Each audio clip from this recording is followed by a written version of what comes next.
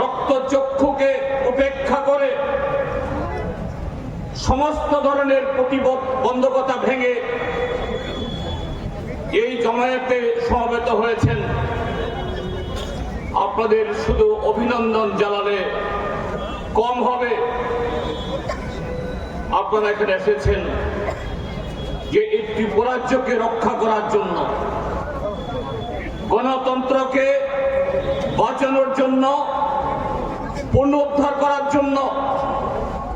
ত্রিপুরাজ্যে গত প্রায় 8 বছর ধরে যে জঙ্গল রাজত্ব চলছে, এই জঙ্গল রাজত্ব থেকে ত্রিপুরাজ্যকে উদ্ধার করার জন্য।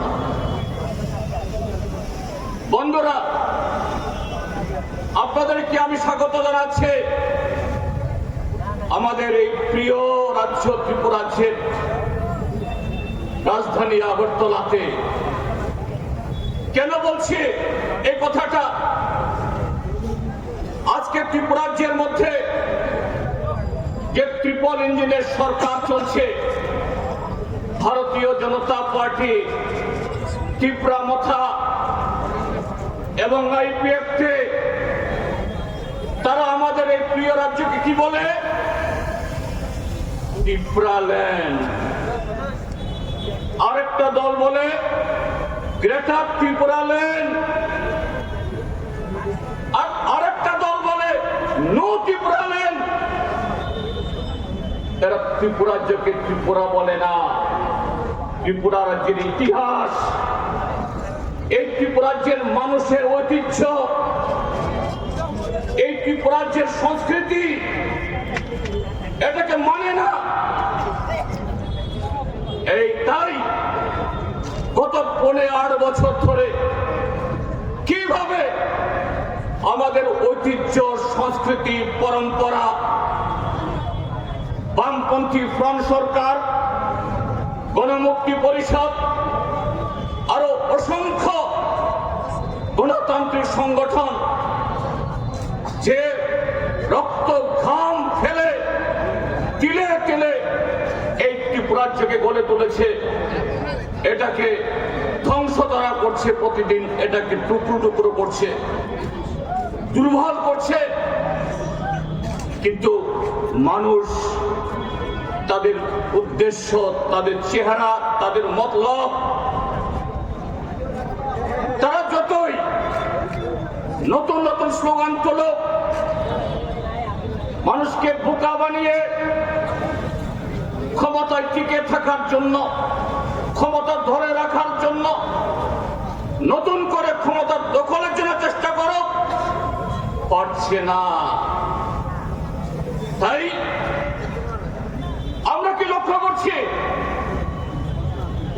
আমরা আজকে এই জনসভাতে আপনাদেরকে আহ্বান জানিয়েছে, আমরা কাউকে বিনা পয়সায় গাড়ি দিতে পারিনি, ভাড়া দিতে পারিনি, খাওয়া দিতে পারিনি।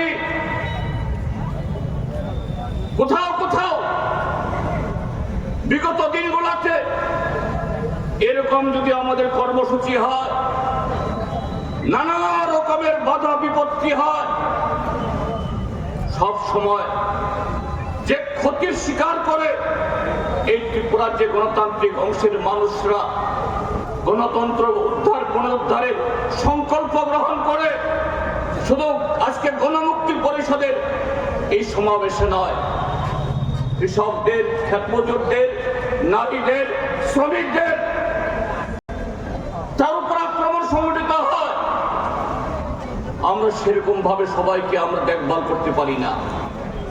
কিন্তু আজকে ত্রিপুরাজ্যের এই শাসক বর্গ